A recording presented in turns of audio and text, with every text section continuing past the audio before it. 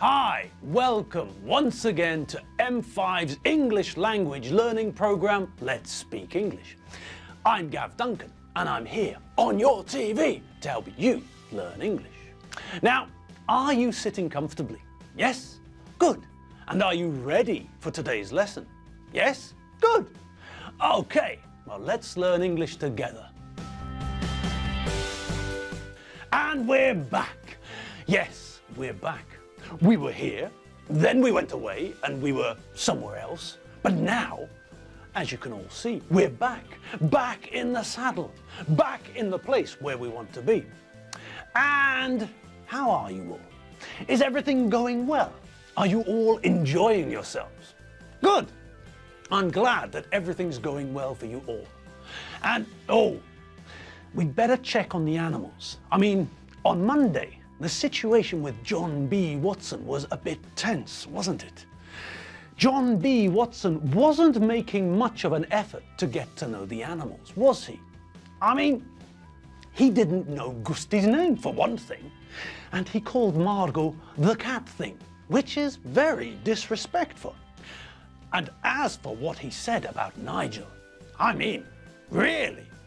Calling Nigel a hedgehog? Good Godfrey!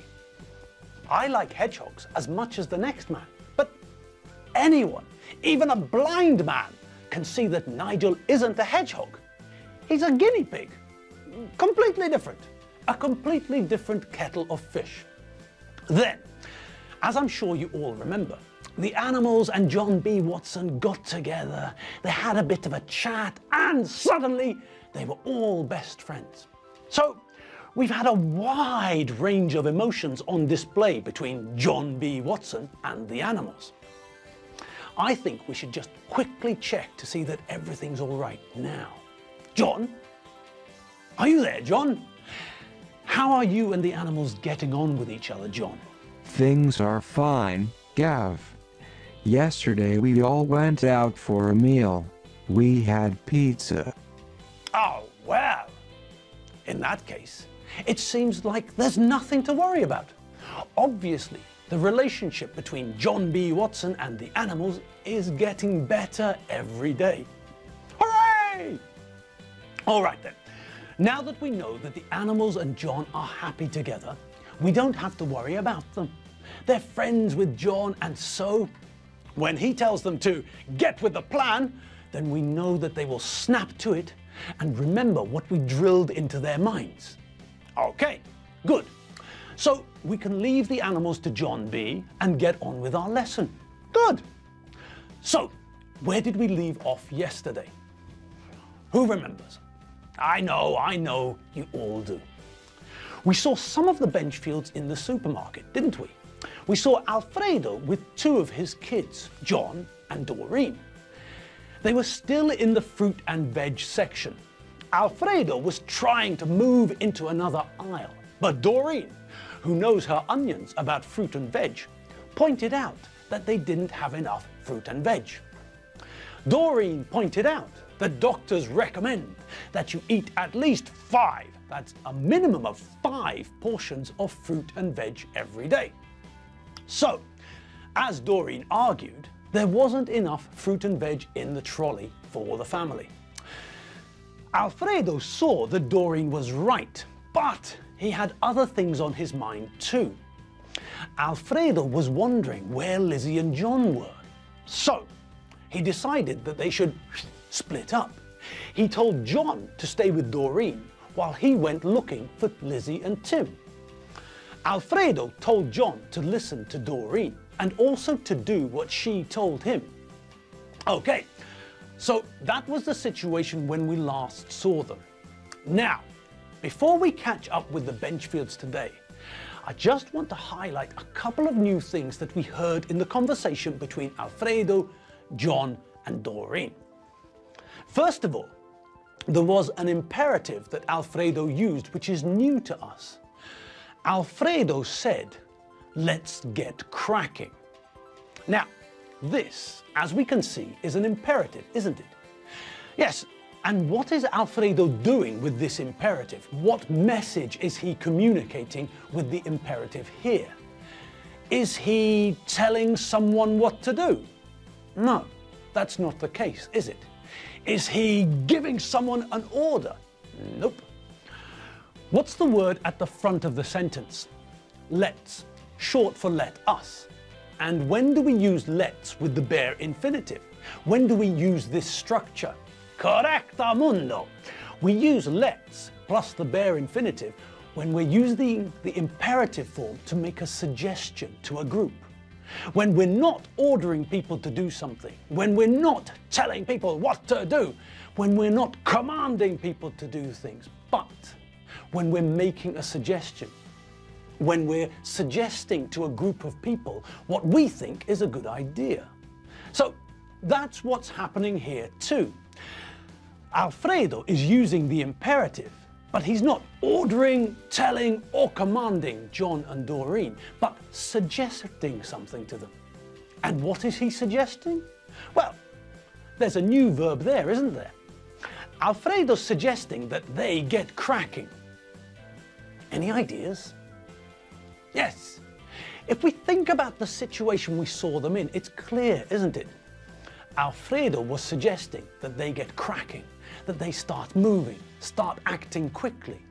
Alfredo wants to hurry up, so he's suggesting that they get cracking. He doesn't want them to stand around like zombies, waiting for another 20 minutes before they do anything. No, he wants them to get cracking. Don't be slow like a zombie. Sean? I'm sure Jill and Derek live round here.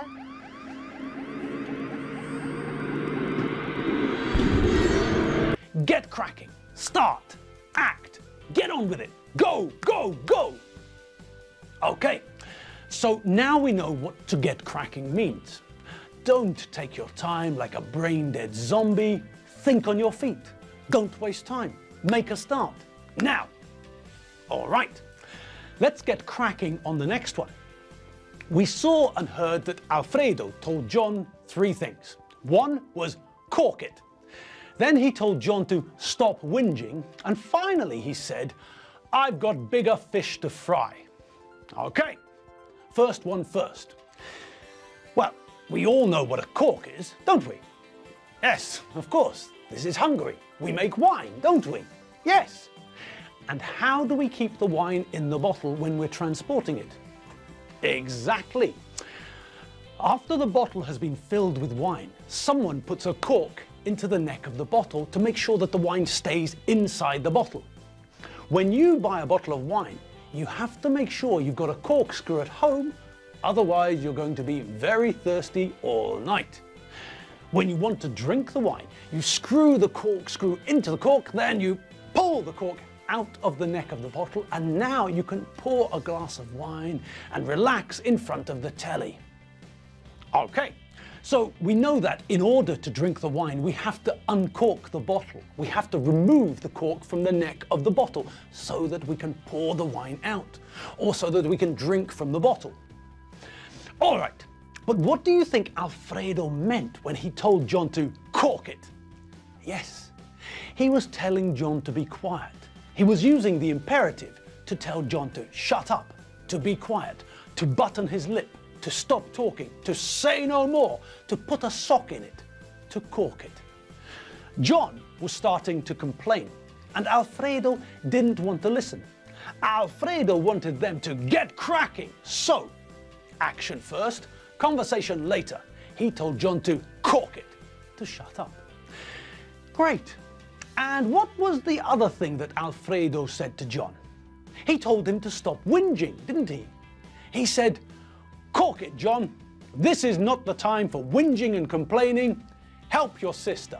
I've got bigger fish to fry. And what do you think he meant? That's right. Whinging is a synonym for complaining. So Alfredo was just telling John to stop complaining. He used 2 words, 2 synonyms, in the same sentence. That's all. But what about the end of the sentence? Alfredo's got bigger fish to fry. Well, this just means that Alfredo's got more important things to do. He doesn't have time to waste on silly little problems like John whinging and complaining. No, Alfredo's got things to do. Important things. Alfredo's got bigger fish to fry. And we too have got bigger fish to fry. So we're not going to waste time listening to John's whinging, and we're not going to watch Doreen filling up the trolley with fruit and veg. No, we've got bigger fish to fry. We're going to find Lizzie and Tim. Come on, Tim, keep up. All right, I'm coming. I don't know why you're moving so slowly. The faster we find Dad and the others, the faster we finish the shopping. And the faster we finish the shopping, the faster we go home. Tim, are you paying attention? What? I asked if you were paying attention. Paying attention? To what? To what I'm saying. Yes, of course, yes. We should get some bread. That's a good idea. Bread? Bread? What are you talking about, Tim? Didn't you just say something about bread? No, Tim, I didn't. What are you talking about? What's wrong with you? Nothing. Don't worry about it. I'm fine.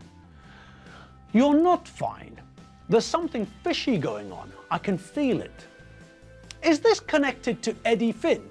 What? No. Is what connected to Eddie? No, nothing. I don't know what you're talking about. Leave me alone. All right. Calm down for God's sake. But there's something fishy going on. Mark my words. Well. Something fishy's definitely going on, isn't it? Lizzie's convinced that something fishy is going on, and I'm starting to think that she's absolutely right. There is something fishy going on. I don't know what it is, but Lizzie suspects that it's connected to Eddie Finn. Lizzie's suspicious of Eddie Finn. She doesn't trust him, and she suspects, that is, she thinks, that he's involved in whatever fishy business Tim's mixed up in. She's suspicious of Eddie Finn. She thinks that he can't be trusted. He's not on the level. He's dishonest. He's not above board. He's not fair and square. She thinks that there's something shady about Eddie Finn. He's dodgy. Now, we know what the adjective suspicious means. If we're suspicious, it means that we're not trusting. We think that there's something wrong. If I think that someone is suspicious, then I think that that person is not 100% honest. I wouldn't trust what a suspicious person tells me. If you are a suspicious person and you tell me that today is Wednesday, then I'll check my calendar just to make sure. Now, the verb we often see used with this idea is the verb to suspect. The police suspect that Mr. Big is a criminal, for example. But the verb to suspect is often used in more innocent sentences too. The verb to suspect is often used as a synonym for think. So we can use this verb in two ways.